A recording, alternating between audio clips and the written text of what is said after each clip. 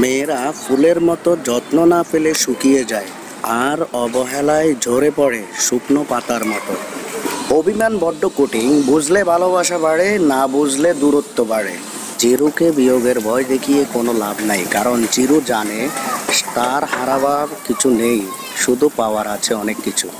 বুঝে নিবেন, থেমে তো কিছুই থাকবে না, শুধু মনে থাকবে কিছু মানুষের ব্যবহার আর কথা।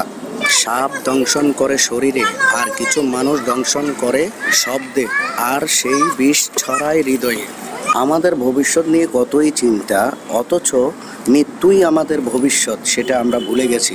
জীবনে টাকার চেয়ে বড় কিছু নেই। যদি না থাকে টাকা, তাহলে ভালোবাসাও হোটেলের বিলের মতো হিসাব করে চলে।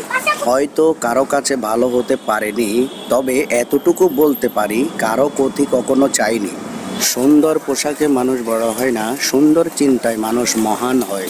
ফেসবুকের সকল মানুষের জন্য আমি একটি কথা বলবো, খারাপ এবং অশ্লীল পোস্ট কখনো করবেন না।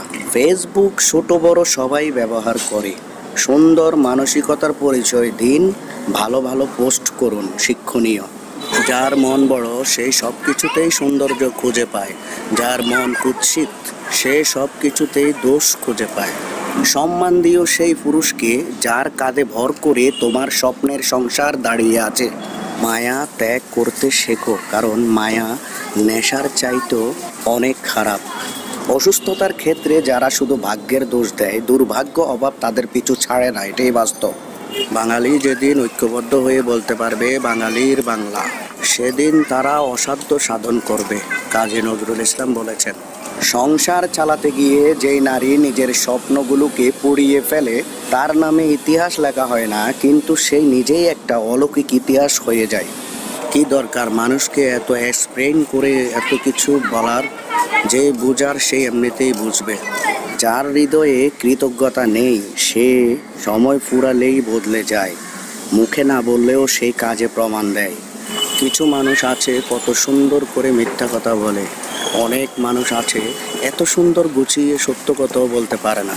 স্বার্থপর মানুষের কোনো অতীত থাকে না, তাদের থাকে বর্তমান সুবিধা এবং ভবিষ্যতের লাভ।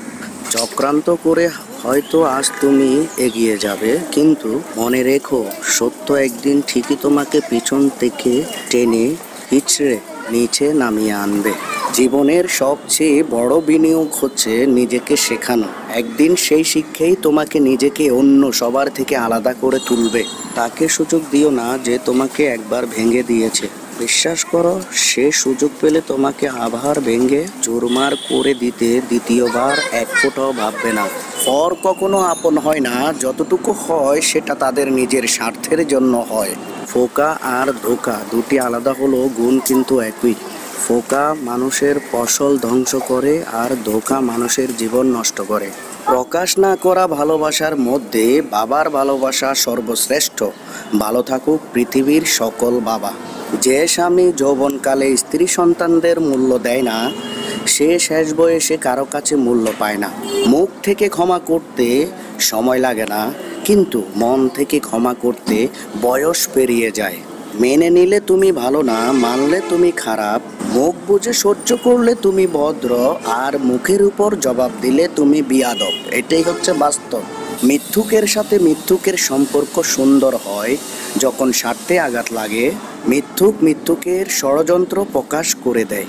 বাবার টাকায় নতুন জামার সাথে ম্যাচিং করে জুতো কিনতে ইচ্ছে করত, আর এখন নিজের টাকায় পুরাতন জুতা রেখে নতুন জুতো কিনতে ইচ্ছে করে না। ভালো থাকুক পৃথিবীর সকল বাবা।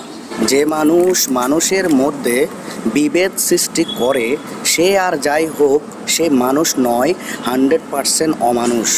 একটি সুখ সারা জীবন মানুষকে হাসাতে পারে না, কিন্তু একটি দুঃখ সারা জীবন মানুষকে কাঁদাতে পারে।